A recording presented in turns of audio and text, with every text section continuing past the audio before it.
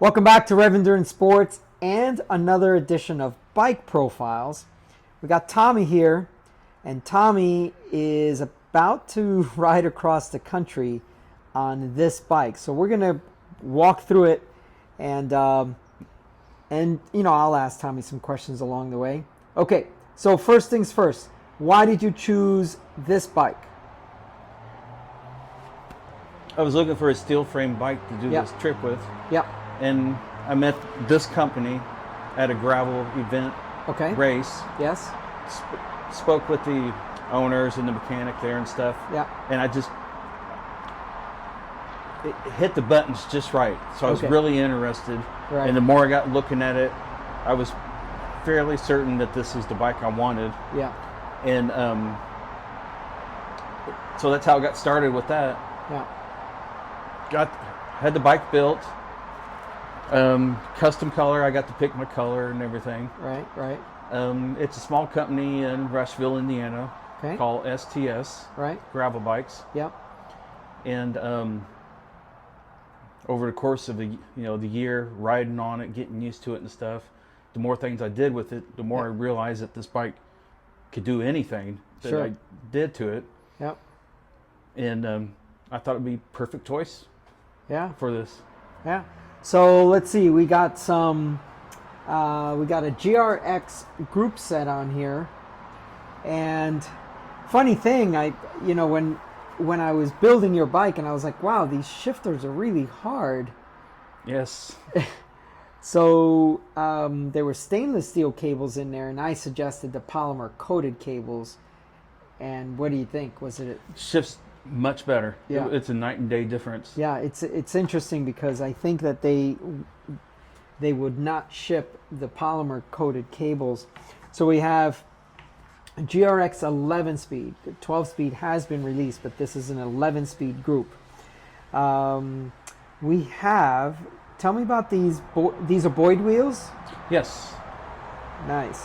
And so you can run, looks like a 32 is sitting pretty flush. Yes. So probably a 30 sits much more flush, but so that must be a pretty wide rim. You probably don't know the spec on it, do you? I don't have a spec on it. Yeah. I've ran 43s on them for sand in Michigan. Yeah. So let's talk about that. What kind of tire clearance do you get here? I had 43s on it, and I still had room, but not much more. So I think 43 would probably been about close. Yeah, probably 43. Okay. So the tire choice for your trip is going to be a 32 then? Yes. Okay. We've got some spare tires back there. We'll get to those in a minute. All right, so it's got 3 bottle cage bosses, it looks like. 1 underneath and then 2 in the main triangle. This was put on as maybe like a tool storage. Okay. But I haven't found anything that I can mount there that didn't get in the way of my feet. Oh, I'll show you what I use for PvP, because I did use so I don't have bosses on my Ritchie, and I just used a strap-on bottle cage, and then I had a toolkit there. Gotcha. And it was out of the way. Yeah. I mean, it was super close between the crank arms, but it was fine. Maybe we'll look at that when we go inside. Okay, and then you mounted 2 more water bottles here on the fork. Yes. So is this a whiskey fork, or do you know what it is? A whiskey fork. It is a whiskey fork. Okay. So you have a whiskey fork that already has mounts on the sides, and then you put 2 more bottle cages. And we talked about this salsa anything bag. Yes. These are awesome. They're my favorite. I got it on every bike. Yeah. And in this little bag, so I'm going to try to use my hand as a frame of reference, or even the bottle as a frame of, for perspective. You've got 6 TPUs in there? Yes. So you got 6 spare TPU tubes in this little bag, and that's possibly one of the best uses of a TPU tube is the fact that it's so compactable that you can carry more spares. And someone, So light. right, weight is somewhat of an enemy, but also something that you just have to accept that you're just going to take with. Now, when I was building your bike, I noticed these grips. That was really a nice touch. Tell me more about that. That was something pulled over from my motorcycle world. I do a lot of motorcycle riding, and Yeah. it was one of those things I found that dampened my hands from the road vibration, and I started doing that on all my bicycles as well. Nice. Yeah, it's a nice little touch, and who knows, maybe I might do that on one of my bikes. Okay, I so noticed that Ritchie came out with something similar now. they did. All right. Because well, these are actually for motorcycles. okay. So let's look at this cockpit here. We have, let's see, we have two computers.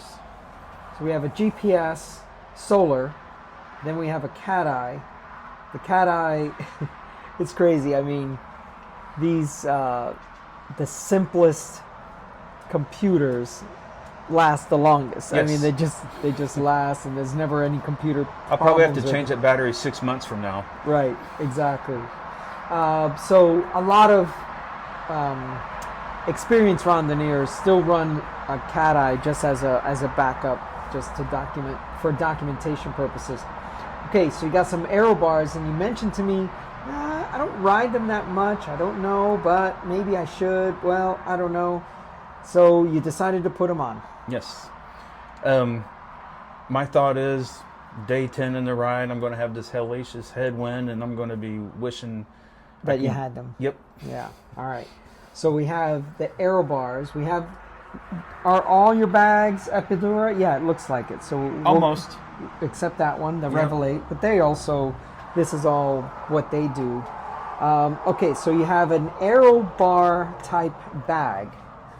It's got the attachments that will slip over an aero bar extension system. You've got a headlight. Now, you don't plan on riding at night, but so this is to be seen, do you think? I imagine Or I'm going to just in hit case. twilight, and just in case I do get stuck Yeah. riding at night, Yeah. I'll have it. Yeah, so you got the bar extender there to be able to clamp on your light. So what's going to go inside this bag? Snacks, Yeah. Is that Wallet. where your phone goes? phone. Yeah. Yep.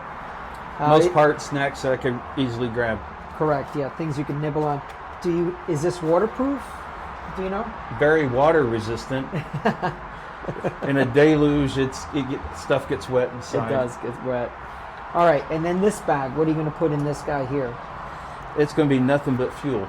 Fuel. Okay, so Ziploc baggies, and we talked about smaller Ziploc baggies Yes. to fill in all the voids. Yep. All right. And the purpose of the fuel is because I'll have long stretches where I know I'm not going to hit a gas station Yeah. or yeah. something. Yeah. Especially our California deserts, there isn't much there, so you'll experience that pretty quick. Okay, and then this back bag. What do you got? What's going to go in there? Change of bibs and a jersey. Okay. Clean socks. Yep. Yep. Clean socks are amazing. It does wonders on uplifts you. Yes. Clean, dry socks. Clean, dry socks. Okay. So that's the bags. We got some spare tires here. All right. So the gearing is, I believe, a 4831, right? Yeah, it is. 4831. You can see it right there. And then you've got, is that a 36 back there? You know, I don't know because I just put it on. Okay. Well, I don't remember. I know what the other one was, and I had road gearing. you had road gearing on the other, before this one? Yep. Well, the etching is right there, but we're both blind as bats without readers. Oh, good. You changed the location of this light because... Based on your recommendation. Yeah, it was too high, and you know what? Now that the bag is mounted, it would have been blocked. So it's better that it's down here. And maybe you might want to put it on the other side. I could do that. Because that's where the cars are actually coming from, I guess, you know. So you've got TPUs in there already. Yes. So front and rear TPUs, yeah, Yes. I see that. Okay. The Corsa Next is been touted as a pretty good backup to the Corsa Pro, I guess they call them. It's got a nylon casing, but it's going to be a little bit more durable for you at least than going with a full-on race tire. Okay, so the geometry on this, the head tube is fairly tall, and then you've got, which is their gravel setup, and it's supposed to help push through yeah, the gravel. yeah.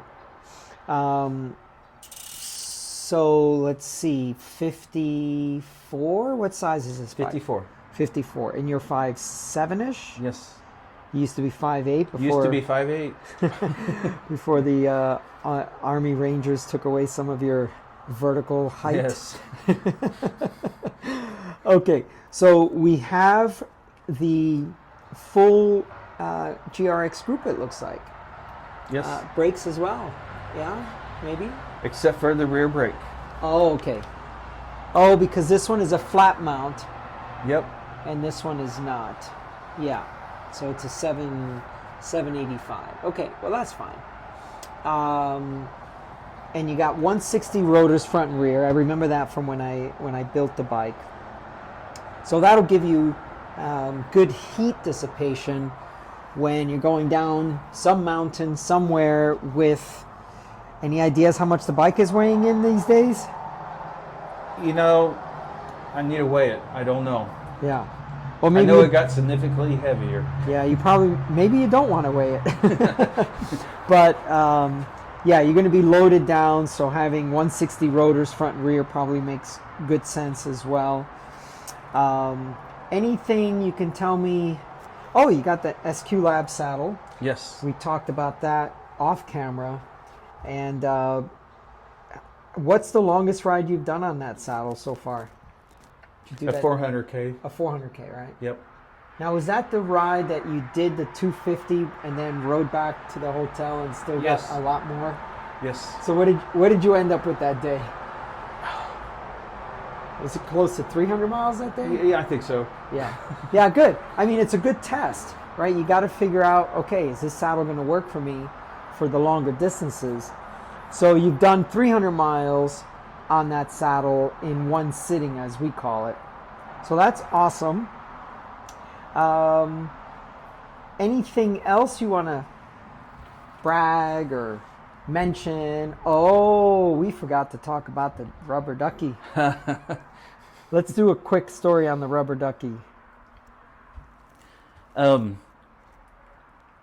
brothers had a drug and alcohol abuse problem. Yeah. He passed away 8 years ago. Right. And one of the things that he enjoyed was rubber ducks, and rubber ducks where they look like the band Kiss or Elvis or something. Yeah. So not like the cutesy little ones, Sure. but right, like all made up rubber ducks. Yeah. So one year for Christmas, my sister gave me that rubber duck to put on the bike. Yeah. And this is just meant to, remember my brother. Yeah. All right. So he's coming along with you on this long trip across the country. So he's on my trips all the time. Yeah, that's pretty freaking cool.